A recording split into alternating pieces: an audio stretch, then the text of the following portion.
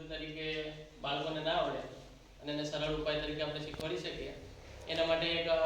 Learning outcome આપેલું કે ધોરણ 8 નું 807 નંબરનો કે કુદરતી સંસાધનો છે જળ, પાણી અને જમીન એનો ઉપયોગ કઈ રીતે એને વિકાસને જાળવી રાખીએ, પાણીને જાળવી રાખીએ, સંસાધનને જાળવી રાખીએ એ માટેનો ઉપાયની વાત કરી તો બાળકોને સમજાવવા માટે આપણે જાહેરના ઉદાહરણો આપી શકીએ. એમના જીવનમાં એ ક્યાં ક્યાં પાણીનો ઉપયોગ કરે છે,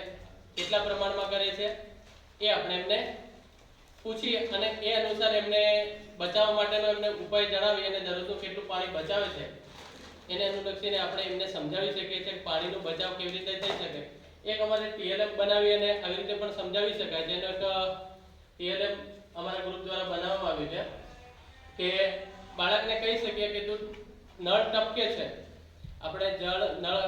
હર ઘર નળ યોજનામાં આપણે સ્કૂલમાં બધાને નળ આવ્યા હશે તો બધા ટપકતા નળ જ હશે, તો એ ટપકતા નળ બંધ કરીને આપણે સમજાવી શકીએ કે ભાઈ કે આટલું પાણી આમાંથી બંધ થઈ શકે. પછી નળ બંધ રાખીને સેવિંગ કરીએ તો આટલો 200 લીટર જેટલું પાણી બચશે અને સેવિંગ ના કરીએ તો